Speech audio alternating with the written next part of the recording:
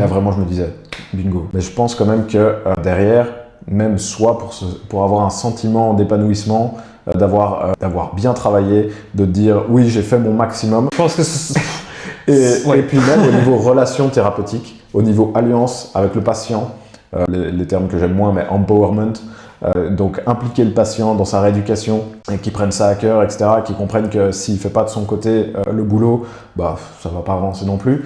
Bah là, clairement, si tu es en mode usine, bah, il va être beaucoup plus passif. Tu vas venir, tu vas lui dire tu vas lui foutre. Enfin, on pourrait parler des heures sur ce truc. J'ai un patient aujourd'hui qui me disait justement qu'il était content des résultats qu'il avait et que maintenant, il avait la sensation de, quand ça allait moins bien, de savoir quoi faire.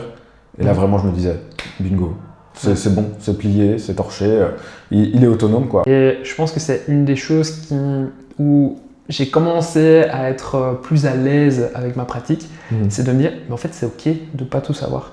C'est ok d'avoir des doutes, c'est ok de ne jamais être sûr à 100%. Parce que concrètement, au cabinet, c'est ce qui se passe. Tu peux jamais être sûr à 100% de ce que tu fais.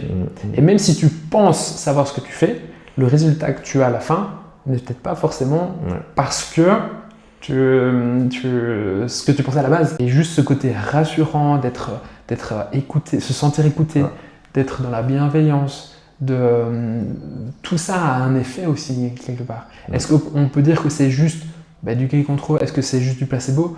Non, ça fait partie du soin. Aujourd'hui, personnellement, je me sens plus à l'aise de me dire, ok, je sais que je suis un peu en eau trouble, je l'accepte. Maintenant, on voit un peu comment ça se passe quoi, sur les prochaines séances.